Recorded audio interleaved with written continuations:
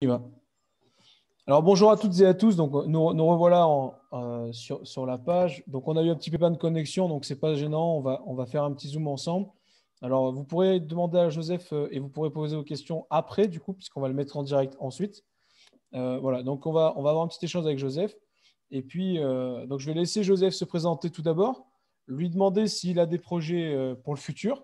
Et puis on Mhm. démarrera la thématique du basket. Voilà. Je te laisse la parole. Bonsoir, bonsoir tout le monde. Bonsoir Flo.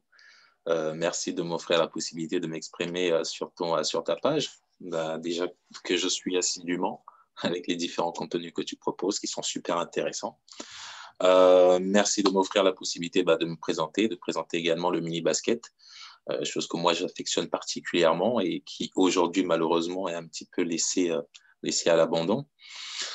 Alors, j'ai 37 ans. Je suis un joueur de niveau amateur, d'accord, niveau amateur région, dans ma jeunesse, quand je savais encore courir. J'ai commencé à coacher à l'âge de 15 ans. Donc, voilà, j'ai commencé au BCCL, là où j'ai commencé le basket justement à l'âge de 13 ans. Donc, j'ai commencé à coacher avec des petites équipes au départ. Donc, faut savoir que moi, je viens de la région lyonnaise. Donc, je ne me suis pas présenté, je suis Joseph Enama, pardon. On va peut-être commencer par le début. Pas de souci. Donc, je disais que je viens de la région lyonnaise et c'est une approche du basket qui est axée un peu plus sur la dureté, sur l'effort et sur beaucoup d'engagement. Donc, quand j'ai commencé à coacher, j'ai commencé par le mini basket.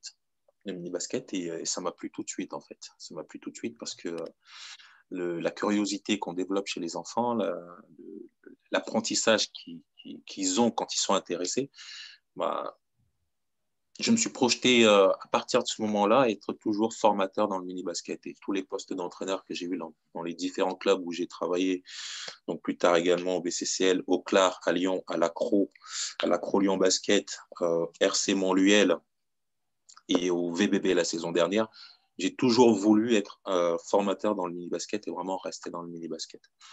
Donc, qui je suis en quelques mots, je suis un mec qui est amoureux du mini-basket. C'est cool, c'est une belle présentation. Est-ce que tu as des projets pour l'avenir ou des projets actuels? Alors, les projets actuels, le Covid ne nous permet pas de pouvoir nous projeter. On verra bien quand la saison pourra reprendre et si elle peut reprendre, on verra jusqu'où j'irai parce que pour l'instant, je suis à Saint-Péret où je suis en charge des seniors garçons 1 qui sont en pré-région avec une équipe super sympathique. Ça aurait été intéressant qu'on fasse la saison parce que justement, je pense qu'on pouvait faire une belle saison. Je suis en charge des U20 à l'UGAP actuellement, avec le fait que sur la Drôme Ardèche, on n'est pas de U20, donc les petits se sont retrouvés à être basculés en départemental 4. Donc, on a fait notre premier match en départemental 4. Ils ont très bien compris que à 20 ans, on court pas pareil qu'un mec qui est là pour du plaisir et du loisir. Donc, malheureusement pour eux, les matchs ne seront pas d'un intérêt super excitant parce que soyons réalistes. Mais par contre, on va faire en sorte que le travail aux entraînements soit percutant et que cette saison ne soit pas totalement perdue pour eux. Ok.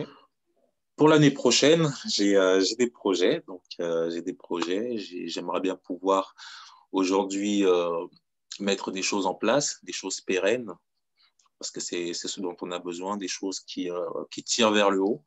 Donc, pourquoi pas l'idée, c'est pas pourquoi pas l'idée.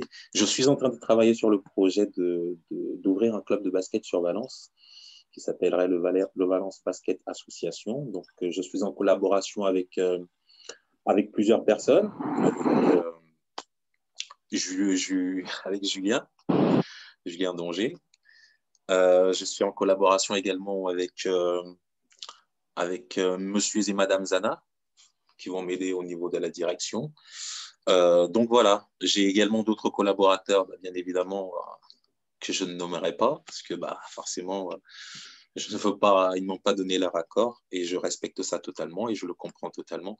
Mais moi, c'est vraiment le projet que j'aimerais mener sur Valence, et je sais très bien que toi, mon hôte de ce soir, celui qui m'offre la possibilité de m'exprimer auprès de vous, j'espère qu'il fera partie de ce projet-là dans le futur.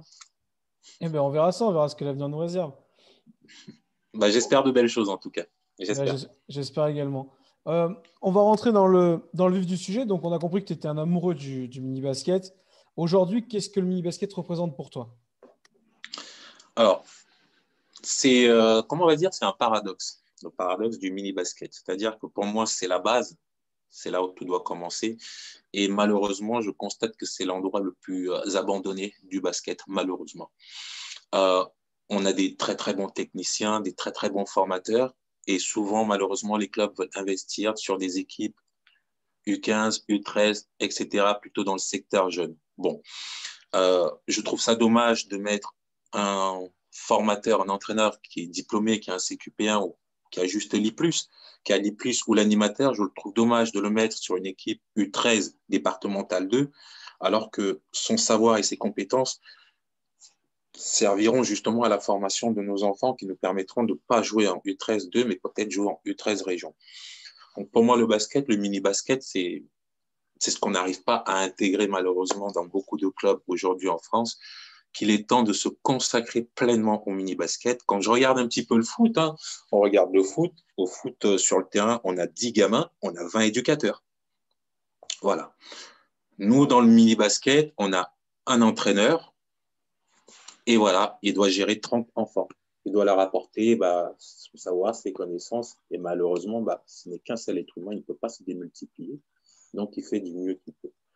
Donc, aujourd'hui, pour moi, le mini-basket, c'est l'avenir, c'est l'espoir, parce que moi, je mise toujours sur la jeunesse, mais par contre, c'est le lieu où, malheureusement, les clubs ne veulent pas du tout s'investir. Et c'est ce que je trouve dommage. Tout le monde va avoir des équipes jeunes en région, tout le monde va avoir des seniors en région, tout le monde est prêt à sortir des sommes faramineuses pour faire bouger un joueur pour aller jouer en région 2. Alors que si on travaillait sur le fond et si on travaillait sur le long terme, les petits qu'on sort du club, ce serait peut-être eux qui seront en R2, on ne sait pas. Ça peut arriver. Donc, pourquoi ne pas prendre le risque? Et malheureusement, je trouve qu'on ne prend pas assez de risques de ce côté-là. Alors, comment on pourrait mettre le mini-basket au centre de réflexion, à ton avis? Euh, alors, moi, je vais prendre l'exemple, je vais parler de mon exemple personnel, hein, Bien d'accord? Je sûr. n'ai pas de leçon à donner et je vais parler de mon exemple personnel. Et ce que moi, j'envisage de faire la saison prochaine, par exemple, si jamais j'ai l'opportunité de créer ce club, qu'on ait ce club, le VBA sur Valence.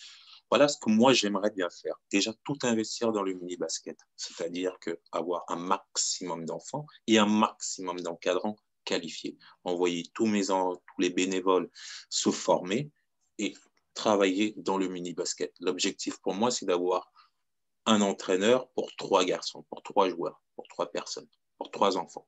Voilà. Si j'arrive à avoir un entraîneur pour 3 enfants, je sais que la formation dans mon mini-basket, elle sera béton. Parce que la personne, c'est plus facile de se concentrer sur 3 que sur 5, ne serait-ce que ça.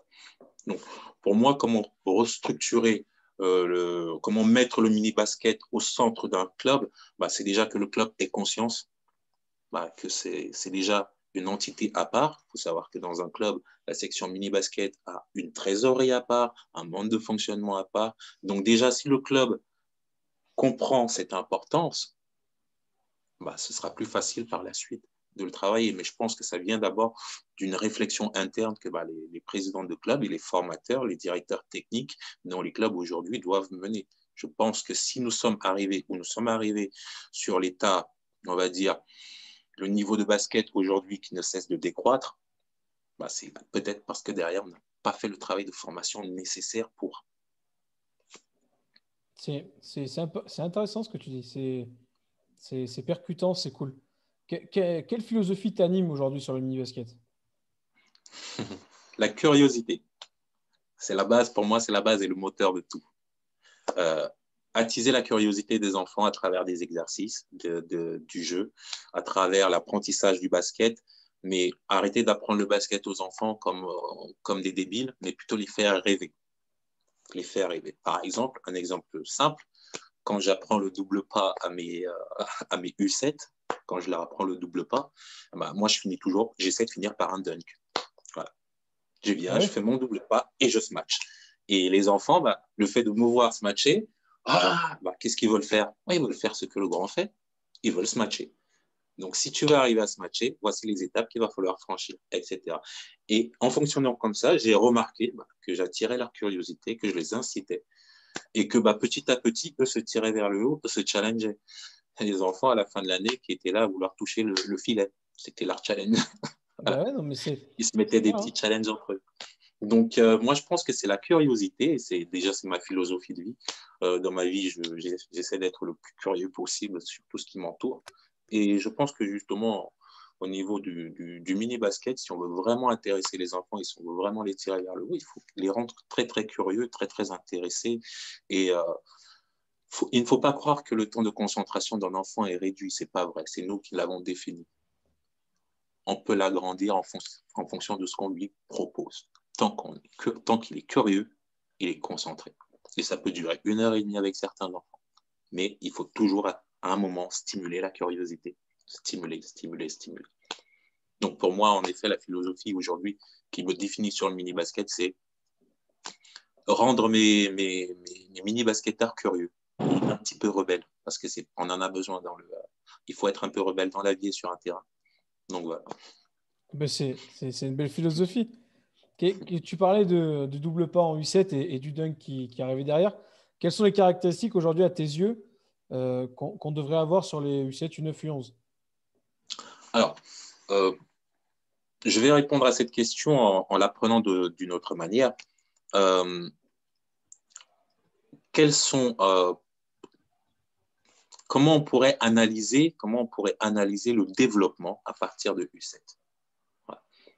Donc, pour l'analyser, il faut tenir compte du fait déjà de la morphologie, la première chose, hein, la morphologie des enfants. Forcément. Voilà. Et arrêter justement de bloquer sur cette morphologie en les segmentant. C'est pas parce qu'un enfant U7 est plus grand que l'autre qu'on ne va pas lui demander de faire les mêmes efforts dans la course. Voilà. Il faut déjà rester sur la même logique de pensée que l'enfant ait 30 kilos de plus, 30 kilos de moins, etc. Il faut rester sur la même logique d'exigence envers tout le monde. Uniformiser l'exigence. L'adapter en fonction de ses capacités, mais de façon uniforme, il faut que tout le monde entende exactement la même chose. Donc, quand on met un exercice de course, par exemple, quand je dis accélérer, tout le monde doit accélérer. Mais bien évidemment, celui qui ne peut pas aller aussi vite que le numéro 1, ce n'est pas grave, mais il va accélérer. Et c'est ça qu'il faut valoriser. Et petit à petit, lui faire comprendre, tu vois, tu as accéléré là. Tu vois que tu es capable d'accélérer. Ah bah ouais, c'est vrai. Eh ben voilà, très bien. Donc, tu n'as plus besoin. J'ai plus besoin de te dire d'accélérer aujourd'hui, tu sais que tu sais le faire. Et quand il prend conscience que, ah bah oui, je sais le faire en fait, alors il se lâche, il se débride et on arrive à avoir de très, très, très belles surprises, de très, très belles surprises. Donc il faut tenir compte de la morphologie, il faut tenir compte aussi de l'environnement social d'où l'enfant vient. Ça, c'est très, très important. Nous avons la chance de vivre dans une société, dans un monde multiculturel et métissé. Profitons-en. Toutes ces différences peuvent servir, peuvent nous aider à comprendre le mécanisme de fonctionnement de l'enfant, parce que bien évidemment, un petit enfant qui est noir, qui vit dans une famille avec des parents noirs, ne sera pas élevé de la même manière qu'un petit enfant blanc vivant avec des parents blancs ne sera pas élevé que d'un petit enfant blanc vivant avec un petit enfant maghrébin vivant avec des parents maghrébins. On sait très bien que ce n'est pas du tout le même mode d'éducation. Et ben, toutes ces différences, si on les prend et qu'on les valorise au sein de tout le groupe, et ben chacun va s'y reconnaître et chacun va pouvoir s'exprimer.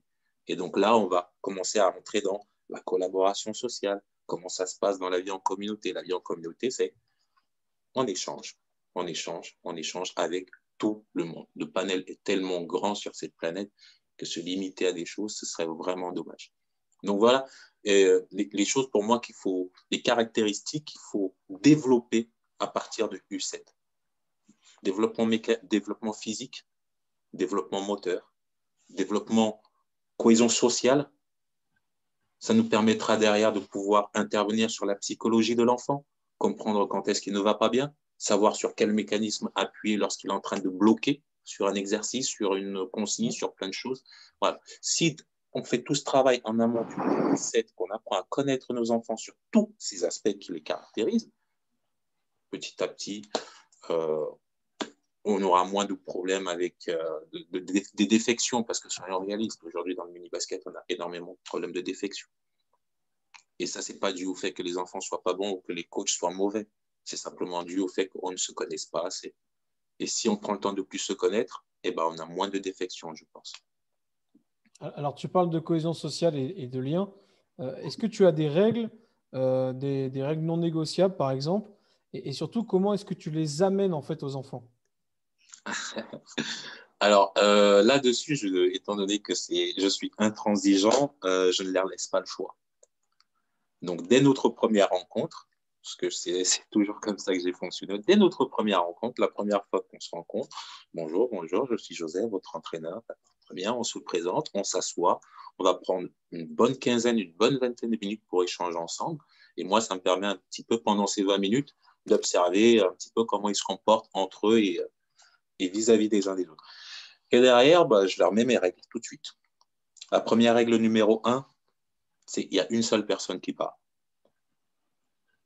S'il y a une personne qui parle, les autres, vous vous taisez.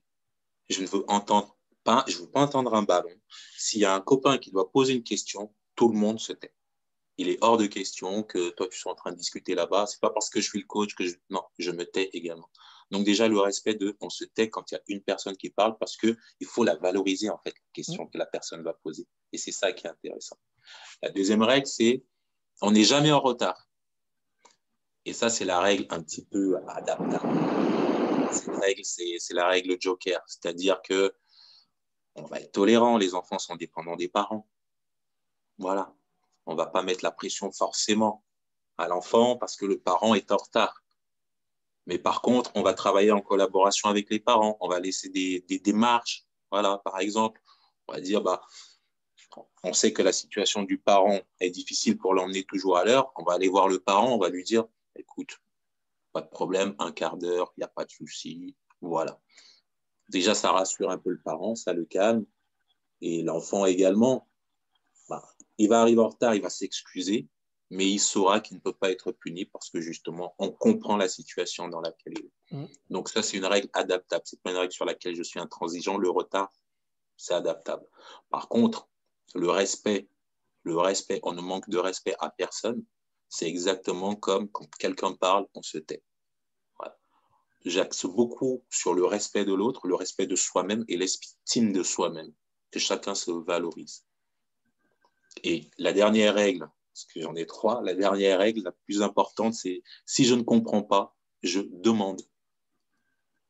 Parce que si je ne comprends pas et que je ne demande pas, ça veut dire que j'ai compris. Et si j'ai compris et que je ne fais pas correctement l'exercice, ça veut dire que je ne suis pas dedans, je ne suis pas concentré. Et là, on met l'enfant devant ses responsabilités. Je n'ai pas compris, je dois demander. Et ça le libère, ça lui permet aussi de pouvoir s'exprimer quand il ne comprend pas. Et ça casse surtout la barrière entre l'entraîneur et le joueur. On n'est plus dans une relation descendante. On est dans une relation d'échange. Voilà. On n'est pas au même pied d'égalité, mais on échange. On échange. Et ça, c'est super Interaction important. permanente. Interaction Exactement. permanente. Exactement. Donc, Qu'est-ce que je leur ramène ça dès la première rencontre. c'est très bien, comme ça au moins ils partent sur de bonnes bases. Qu'est-ce que tu penses de l'aspect ludique? Parce que beaucoup d'entraîneurs, et moi j'en ai fait partie également, hein, on partait du principe que pour faire apprendre quelque chose aux joueurs et aux enfants, il fallait leur mettre vraiment des exercices bien précis, avec des contenus bien précis, des choses bien précises. Et en fait, plus j'avance, plus je me dis que le côté ludique et l'amusement, c'est le plus important de ces catégories-là. Quel regard tu as là-dessus?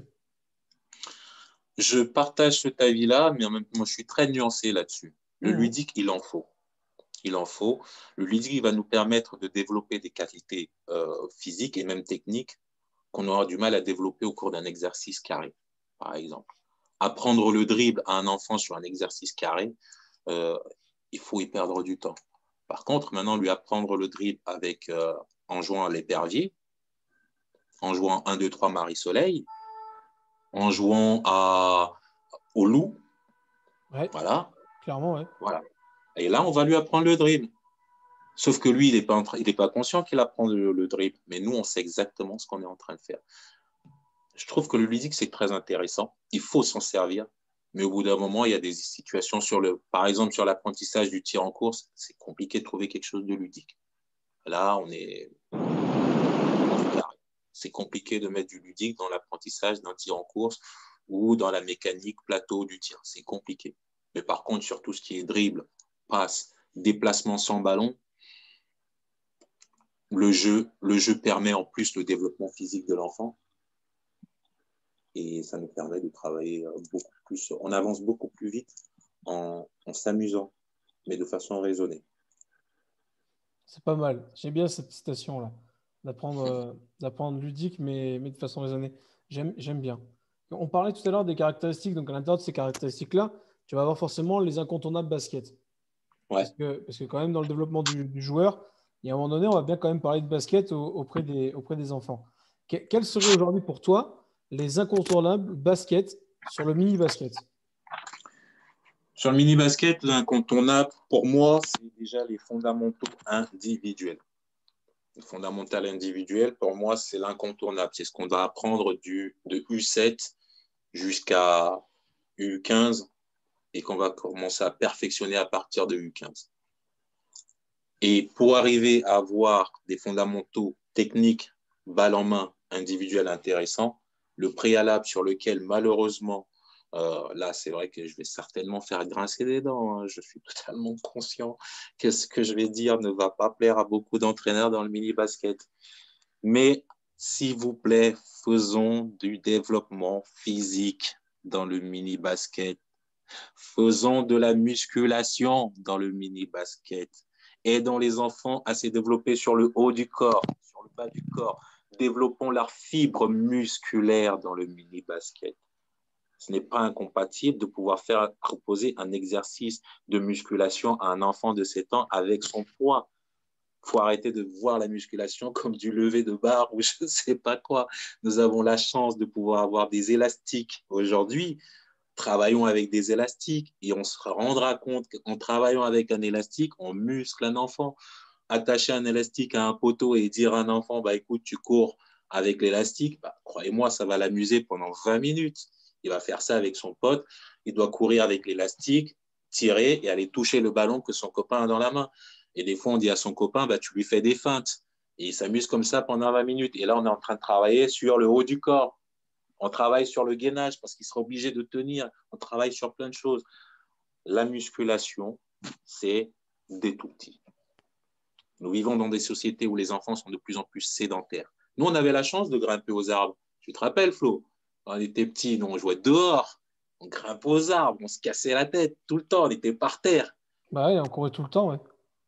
Voilà. Aujourd'hui, nos enfants sont sédentaires. Ils rentrent dans la voiture, ils posent des fesses dans la voiture, ils vont à l'école, ils posent des fesses. Quand ils sortent, ils ne doivent pas trop courir parce que les maîtresses et les ATSEM ne veulent pas trop qu'ils se fassent des bobos parce que sinon les parents ne vont pas comprendre qu'ils soient fait un bobo. Oh là là, on rentre dans une prise de tête où finalement on ne protège plus l'enfant, on est en train de lui créer des carences physiques. Donc nous sommes des sportifs, c'est à nous de rectifier ça. Aujourd'hui, nous avons des élastiques. Ça a toujours existé. Servons-nous-en. Servons-nous-en. Mhm. C'est clair. C'est clair, c'est clair. Tu as des deux situations de renforcement musculaire sur un jeune joueur? Ouais, totalement. Alors, il y a un petit truc qui est assez marrant. Donc, il y en a un qui est debout, qui est à quatre pattes. Voilà, il avance à quatre pattes. Son collègue est derrière lui et lui met l'élastique autour de la taille. Il se met au-dessus de lui comme si l'autre était à cheval. Voilà. On joue un petit peu à cheval. Sauf que bah, le cavalier, lui, bah, il va faire dévier le cheval de sa route avec D'accord. l'élastique.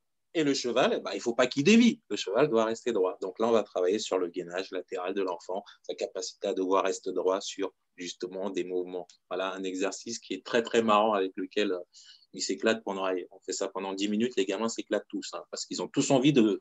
Allez, on va bouger le cheval, Ouais, on va le ouais. sortir de la route. C'est vachement ludique. Voilà. Et à celui dont je parlais là également, bah, ce que je fais, j'attache l'élastique à une cage de hand, parce que malheureusement, on a que ça. J'attache l'élastique à une cage de hand. Le gamin a l'élastique dans la main, donc on part sur plusieurs positions. Quand on veut travailler sur le bas du corps, il va tenir l'élastique un peu bas, il va devoir courir, il va aller toucher un ballon, il va aller toucher un plot, il aura un temps pour le faire. Et là, on va travailler sur la capacité d'accélération, la capacité de reprise d'appui, la capacité surtout de résister à l'effort, parce que quand il avance avec l'élastique, il faut qu'il retienne son effort pour ne pas finir dans la cage. Mhm. Et là, on va travailler beaucoup de choses simplement en le faisant courir avec un élastique. Il va toucher au sol, il revient, il change de main, etc. On fait ça, on le met avec un copain qui a un ballon. Eh ben, le copain qui a le ballon, il faut qu'on aille toucher le ballon. Sauf que le copain, il est dans un cercle. Il ne doit pas bouger du cercle. Par contre, il peut bouger le ballon. Donc, ça nous fait travailler les feintes. Les feintes. Voilà. On travaille sur le pied de pivot avec celui qui est dans le cercle. On lui fait travailler son pied de pivot. Et celui qui a l'élastique, il doit venir aller mettre les deux mains au-dessus de la tête de celui qui a le ballon, par exemple, et retourner.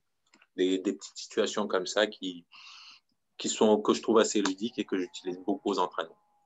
Intéressant. C'est intéressant, sincèrement. Qu'est-ce que tu penses de la catégorie U5? Parce que ça, c'est la question piège. Parce que tout le monde a son avis là-dessus. Et justement, j'aimerais avoir le tien. Parce que c'est une question piège. La catégorie U5. Alors, est-ce que la catégorie U5 a lieu d'exister? Oui. Mais dans ce cas-là, il faut savoir qu'on ne va pas travailler sur du basket.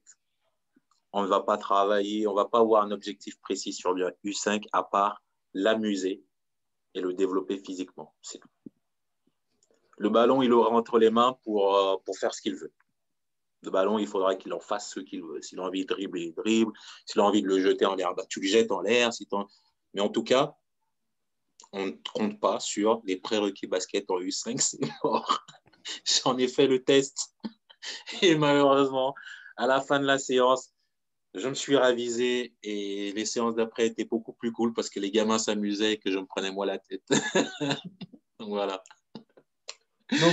Donc pour résumer, la catégorie U5, c'est du développement individuel de l'enfant. Voilà. Voilà, développement moteur, physique. On va lui apprendre à pouvoir faire écarter les jambes et aller toucher les deux du truc à l'opposé, Ouais. dissociation. Voilà. L'appréhension du ballon, ouais, Voilà. ok. De façon à ce que lorsqu'il arrive en U7, il est déjà un peu plus à l'aise avec ces situations-là. Je vois le truc. Je vois le truc. Mais c'est bien parce que du coup, cette question-là, elle peut faire beaucoup, beaucoup de débats. Oui, Parce qu'il y a les pros, il faut qu'on fasse du basket à tout âge. Il y a les pros, non, mais U5, ça sert à rien. Il y en a qui vont te parler que les U5, c'est juste des licences. Il y en a qui vont te parler des U5, que c'est le futur, les pépites. Voilà. Et c'est intéressant de pouvoir avoir ton avis là-dessus. Est-ce que je peux avoir le tien sur les U5? Moi aujourd'hui, je ne suis pas qualifié pour travailler sur la catégorie U5. Je suis pas capable. Aujourd'hui, je suis pas. Alors, je suis capable dans le sens où, ayant passé le cursus de formation initiale, je peux entraîner n'importe quelle catégorie. Mais aujourd'hui, je me sens pas à l'aise moi avec cette catégorie-là. C'est-à-dire que j'aurais tendance à, pas, enfin, à pas me sentir bien quand j'entraîne ces joueurs, ces enfants-là. Après, ils ont le droit de faire de la pratique de n'importe quel sport. Je vois que dans tous les autres sports, il y a des enfants de 3, 4, 5 ans qui s'y mettent. Quand je vois qu'à la gymnastique, à 7 ans, ils sont déjà programmés pour aller sur le haut niveau. Donc je pense qu'aujourd'hui, elle a lieu d'être. Mais après, personnellement, je ne me vois pas entraîner des U5. Okay. Ou en tout cas, pas tout seul. Oui. Tu vois? Parce que je pense que alors le contenu éveil moteur, je serais capable de le faire, il n'y a aucun souci. Mais je pense qu'aujourd'hui, cette catégorie-là, tu vois, ça serait d'avoir quelqu'un de calé basket et même développement moteur, tu vois, mais peut-être inciter les jeunes entraîneurs à intervenir sur ces catégories-là. Oui. Tu vois, voilà, ça serait plutôt ça l'idée. Par contre, à l'inverse, sur les catégories U11, je pense qu'il faut avoir des jeunes entraîneurs avec nous, mais l'entraîneur chevronné, c'est lui qui doit gérer le truc. Oui. Voilà, tu vois, ça serait plutôt ça la nuance. Voilà. Après, c'est un avis commun. Tu vois, c'est un avis comme un autre. Maintenant, voilà, moi, je suis pas, tu vois, le mec à me dire, ouais, de toute façon, je peux faire parce que de toute façon, je sais faire. Non, je pense qu'aujourd'hui, il vaudrait mieux qu'on mette quelqu'un d'autre, enfin, qu'on soit plus à 1, 2, 3, 4, peu importe.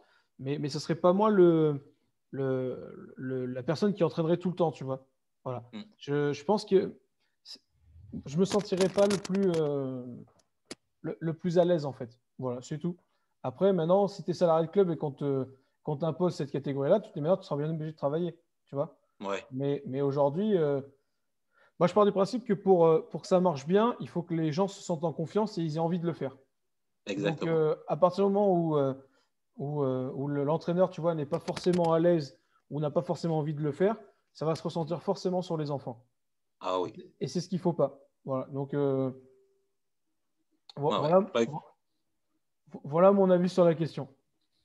Bah, très, très intéressant. Ok, très bien, je Voilà. note.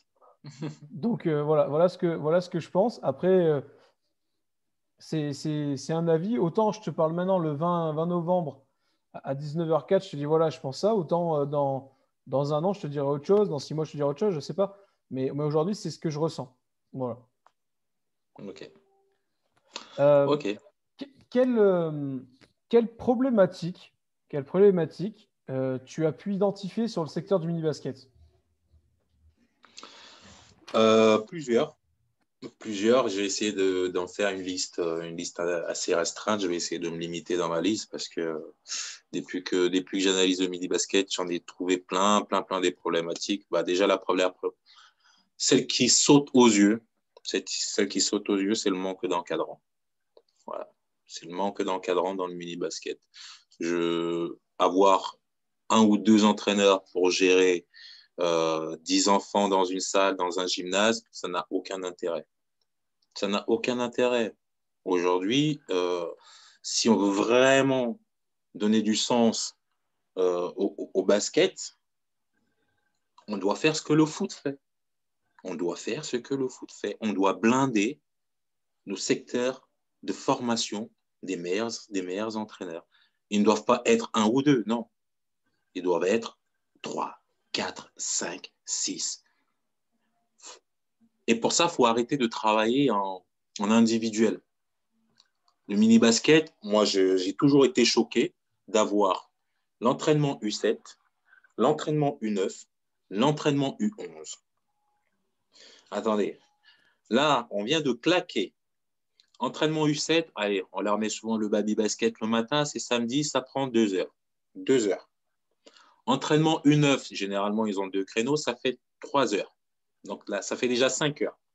Les U11, c'est pareil, ils ont 2 créneaux, ça fait 3 heures, on est à 5, on est à 8 heures. On vient de claquer 8 heures pour trois sections qui doivent travailler ensemble. Imaginons maintenant que ces 8 heures-là, au lieu de les donner 2, 2, 2, on dit, OK, aujourd'hui, tous les soirs, 1 heure de temps, après l'école, on commence à 18 heures, on finit à 19 heures, tous les soirs, mini-basket, de 18 heures à 19 heures. Donc ça fait 5 sessions d'1 heure tous les soirs. Est-ce qu'on ne sera pas beaucoup plus rentable? On va accueillir beaucoup plus de gamins, en effet, mais si nous sommes une dizaine à gérer tous ces gamins, est-ce qu'on ne sera pas plus efficace? Parce qu'au final, le U7, bah, il apprend la même chose que le U9, sauf qu'il a du retard par rapport à l'âge, etc. Quoique, quand j'étais à Montluel, euh, non, lui, il était en avance. Il était en avance. Il y a des gamins comme ça. Mais en tout cas, moi, j'ai envie de mutualiser les entraînements dans le mini-basket. Il faut faire des centres communs d'entraînement, comme ce qu'on fait chez les jeunes. Pourquoi certains clubs décident de faire des CEC, des centres d'entraînement communs en jeunes, c'est-à-dire aller les U13 et les U15 s'entraînent ensemble, etc., et refusent et ne comprennent pas que c'est à la base qu'on doit le faire. C'est même plus intéressant encore si on apprend à le faire à la base, parce qu'on va gagner du temps sur énormément de choses. Énormément. Au lieu de rester focalisé pendant cette semaine de 1 heure de sport sur du basket, on fait du multisport. On développe la curiosité de l'enfant. C'est pas parce qu'à la fin de la saison, on aura 2 enfants qui vont nous dire ah ben moi je préfère faire du foot ou moi je préfère faire de la gym parce qu'on a fait du multisport dans la saison qu'on a perdu des licenciés. Non, on n'a pas perdu des licenciés. On a révélé des enfants. Et c'est ça le plus important pour nous.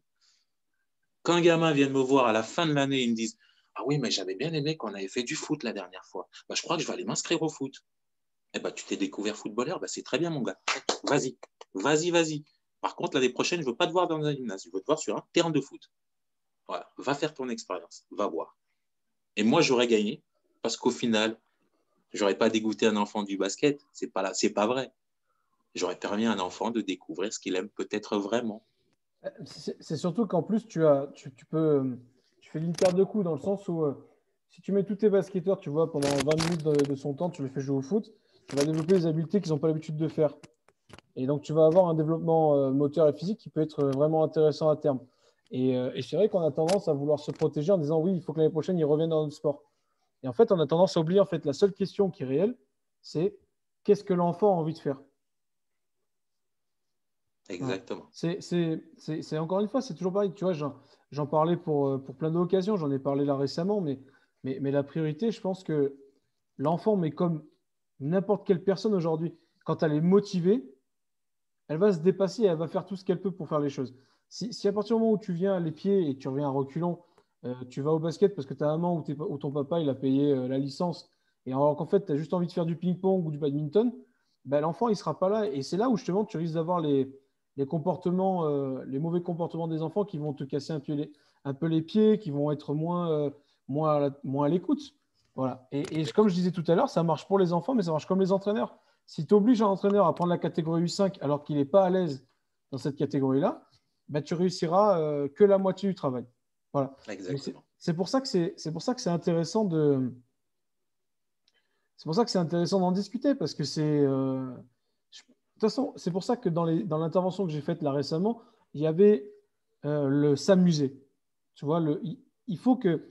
Alors, je suis d'accord et je suis le premier à ronger mon frein dans le sens où on ne peut pas s'amuser tout. Enfin, si, on doit s'amuser tout le temps. Mais à l'intérieur de l'amusement, tu dois avoir quand même des phases un peu plus techniques où forcément, tu vas moins t'amuser parce que c'est des trucs qui te sont imposés. Forcément. Mais j'insistais là-dessus parce qu'aujourd'hui, quand tu es motivé et que tu as envie de faire les choses, bah, généralement, ça se transforme en réussite. Par contre, quand tu t'es pas motivé à faire les choses, en général, bah, tu laisses un peu de côté le truc et puis petit à petit, tu décroches, tu décroches, tu décroches. Et c'est là où on perd des licences. Exactement. Voilà. Mais on perd des licences de joueurs, comme d'arbitres, comme de coach, comme d'OTM, comme de dirigeants, comme ce que tu veux. Et en fait, c'est là où il y a une seule peut-être similarité sur tout le panel basket, c'est la passion. Voilà.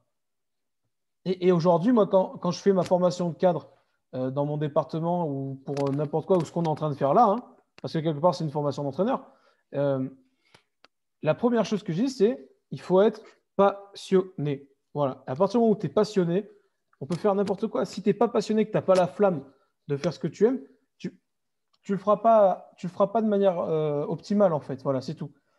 Tu le feras bien parce que tu es consciencieux, d'accord. Mais tu ne le feras pas de manière optimale. En effet. Ça m'est Totalement. arrivé, ça m'est arrivé, moi, d'avoir une joueuse en U13 il y a quelques années qui jouait au basket avec nous, mais qui avait un profil d'athlète. Tu vois, et en fait, 2 ans plus tard, elle est partie à l'athlétisme, elle est championne de France, blablabla, machin. Eh ben, qu'est-ce que tu veux que je te dise? Elle y est partie, ben, elle est partie. Et en plus, elle a réussi. Bah, ouais. Ben voilà. Tu vois, et il ne faut pas avoir peur. Et aujourd'hui, on a peur de ça, en fait. Exactement. Il y a énormément d'enfants sur le territoire. Il y a énormément d'enfants. Et en fait, tu en auras toujours un qui viendra jouer. Tu en auras toujours 10, 20, 30. Et en fait, il ne faut pas hésiter d'en avoir certains voilà, qui aillent.